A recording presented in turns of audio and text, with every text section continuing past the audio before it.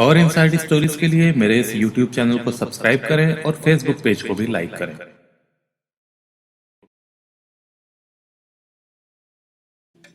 घटना की शुरुआत या अंत जो भी कह लें, जबलपुर के थाना कैंट के बिलहरी मोहल्ले से हुई, जो मंडला रोड पर स्थित है। यहाँ पर अनुसूचित जाति के लोग ज्यादा रहते हैं। अब से कुछ साल पहले तक बिलहरी एक गांव हुआ करता था, लेकिन धीरे धीरे यहाँ लोग बसने लगे तो ये जबलपुर के कैंट इलाके का एक प्रमुख मोहल्ला इस लिहाज से हो गया क्योंकि आसपास के गांव वालों के अलावा दूसरे शहरों और राज्यों के लोग भी यहाँ आकर बसने लगे। कुछ लोगों की छोड़ दें तो बिलहरी में रह रहे ज़्यादातर लोग मेहनत मजदूरी कर रोजी रोटी कमाने वाले हैं और कच्चे मकानों और झुग्गियों में रहते हैं।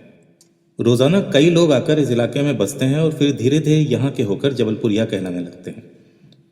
रोजगार की तलाश में ऐसा ही एक जोड़ा अप्रैल 2015 में जबलपुर आया तो बिलहरी में किराए का मकान लेकर वहां रहने लगा। पति का नाम मयूर मलिक था और पत्नी का नाम रिंकी शर्मा। रहने का ठिकाना मिल गया तो मयूर इधर उधर काम करने लगा। कुछ दिनों बाद उन्हें एक दुकान में नौकरी मिल गई और जल्द ही उनके यहाँ एक बेटा भी हो गया। रिंकी हालांकि हंसमुख और मिलनसार स्वभाव की थी, लेकिन आस पड़ोस से उसका कम ही उठना बैठना था। रोज होने वाली बातचीत में उसने पड़ोसियों को अपने बारे में बताया था कि वो और मयूर बिहार के जिला मुजफ्फरपुर के रहने वाले हैं। शादी के बाद रोजगार की तलाश में दोनों जबलपुर आ गए।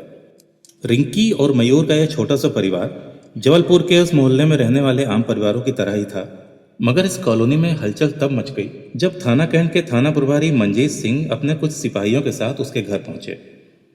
पुलिस को देखकर स्वाभाविक रूप से हलचल मचनी ही थी। मोहल्ले वाले सवालिया नजरों से एक दूसरे को देखने लगे कि आखिर हुआ क्या है। रिंकी और मयूर मलिक को किसी झगड़े फसाद में भी कभी नहीं पड़ते देखा। किसी को अंदाजा नहीं था कि सीधे साधे दिखने वाले रिंकी और मयूर एक हैरत अंगेज फसाद खड़ा कर यहाँ रह रहे थे, जिसकी कल्पना भी नहीं की जा सकती थी। इसलिए जिसने भी ये सुना आंखें फाड़े हैरानी से यही कहता रहा कि हे भगवान, इतना बड़ा धोखा और जुर्म, कैसे लोग हैं ये। रिंकी और मयूर को थाना कैंट लाया गया। उनके गुनाह से पर्दा उठ चुका था। उनका गुनाह ऐसा था कि जिसके बारे में मंजीत सिंह तो दूर, आला अफसरों ने भी नहीं सोचा था कि ऐसा भी होता है। सचमुच उन दोनों ने जो किया हैरान करने वाला था। थाने में सिर झुकाए बैठी बेबस और थकी हारी रिंकी ने जो कहानी बताई वो वाकई रहस्य और रोमांच से भरी हुई थी, जिसे सुनकर हर किसी को उस आदमी पर तरस आ गया जिसका नाम मनोज शर्मा था। रिंकी की शादी बिहार के जिला मुजफ्फरपुर के गांव सरैया के रहने वाले मनोज शर्मा से फरवरी 2015 में हुई थी। सरैया गांव थाना गुरका में आता है। ससुराल में कुछ दिनों तक रहने के बाद एक दिन रहस्यमय तरीके से रिंकी गायब हो गई। उसकी गुमशुदगी की खबर जब उसके पिता चंद्रशेखर शर्मा और बबीता को लगी तो उन्होंने थाने में रिपोर्ट लिखाई कि उनके दामाद मनोज और उसके घर वालों ने दहेज की लालच में उनकी बेटी की हत्या कर दी है। यही नहीं, उन्होंने रिंकी की लाश भी पुलिस के सामने पेश कर दी, जो पूरी तरह से पहचान में नहीं आ रही थी। पुलिस ने इस मामले में यकीन शायद इसलिए कर लिया क्योंकि खुद लड़की के माँ बाप ने लाश की पहचान की थी। लिहाजा दहेज मांगने और हत्या के जुर्म में मनोज को गिरफ्तार करके जेल भेज दिया गया, जिसकी सुनवाई अदालत में चल रही थी। मनोज की मां ललिता देवी को यकीन नहीं हो रहा था कि उनका सीधा साधा बेटा अपनी पत्नी को मार सकता है। वो पुलिस वालों के सामने खूब रोई गिड़गिड़ाई, मगर सब बेकार हो गया। तजुर्बेकार ललिता को बहू की हरकतें पहले दिन से ही संदिग्ध लग रही थी, पर बेटा जेल में था, इसलिए उनको कुछ समझ में नहीं आ रहा था कि वो बेटे की बेगुनाही कैसे साबित करें। माँ का दिल माँ का होता है। उसकी ममता और हिम्मत किसी सबूत की मोहताज नहीं होती। अपनी औलाद को खतरे में पड़ी देखकर उसकी हिम्मत और बढ़ जाती है।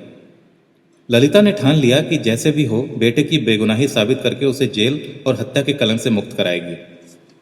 कानून की निगाहों में रिंकी मर चुकी थी। उसका अंतिम संस्कार भी हो चुका था। उसका हत्यारा पति अपने किए की सजा भुगत रहा था, जबकि ललिता का दिल बार बार यही कह रहा था कि कहीं कुछ गड़बड़ जरूर है।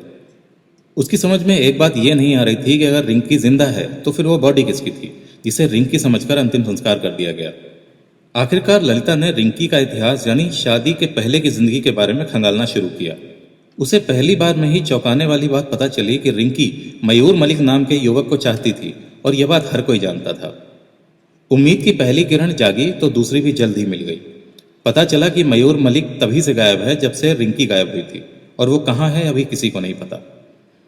अब ललिता ने अपना पूरा ध्यान बहू के प्रेमी पर लगा दिया कि वो कहीं ना कहीं तो होगा और कभी ना कभी अपने घर वालों से संपर्क तो करेगा ही। शक सही निकला। आखिरकार मई के पहले हफ्ते में ललिता को कहीं से पता चला कि मयूर मलिक उसकी बहू रिंकी के साथ जबलपुर के बिलहरी इलाके में रह रहा है। देर न करते हुए उन्होंने ये जानकारी थाना सरेया पुलिस को दे दी। पहली बार में ही पुलिस ने ललिता की बात को गंभीरता से लिया और थाना प्रभारी ने तुरंत एक टीम बनाकर जबलपुर रवाना कर दी। जबलपुर पहुंचकर शत्रुघ्न शर्मा ने थाना कैंट पहुंचकर थाना प्रभारी मंजीत सिंह को सारी बात बताई तो सभी हैरानी में पड़ गए। फौरन तैयारी करके जब वो बिलहरी स्थित रिंकी के घर पहुंचे तो वाकई उनके सामने जिंदा लाश यानी कि औरत रिंकी शर्मा खड़ी हुई थी, जो दुनिया और कानून की निगाह में 2 साल पहले ही दुनिया छोड़ चुकी थी। मयूर मलिक को भी पुलिस ने गिरफ्तार कर लिया। रिंकी ने तुरंत स्वीकार कर लिया कि मनोज से शादी होने से पहले वो मयूर को चाहती थी और उसी से शादी करना चाहती थी, लेकिन घर वालों ने उसकी शादी ज़बरदस्ती मनोज से करवा दी थी।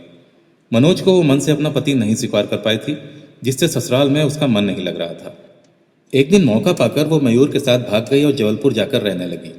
अपनी नए नवेली पत्नी की गुमशुदगी के बारे में मनोज कुछ कर पाता उससे पहले ही सास ससुर ने उसके ऊपर दहेज मांगने का आरोप लगाकर हत्या की रिपोर्ट दर्ज करा दी। पुलिस ने भी उसे जेल भेज दिया। जेल में वो यही सोचता रहा कि आखिरकार उसका गुनाह क्या है। इधर रिंकी के माता पिता ने बेटी की गलती को ढकने के लिए एक बॉडी का इंतजाम किया और रो रो कर पुलिस वालों को यकीन दिला दिया कि यह बॉडी उनकी बेटी रिंकी की ही है। साफ दिख रहा था कि पुलिस ने इस मामले में घोर लापरवाही बरती, जिसका खामियाजा निर्दोष मनोज को भुगतना पड़ा। बात वाकई हैरान करने वाली थी कि मनोज उस गुनाह की सजा 2 साल तक भुगतता रहा जो उसने किया ही नहीं था। अगर ये राज न खुलता तो मुमकिन है कि उसे अभी तक फांसी या उम्रकैद की सजा हो चुकी होती।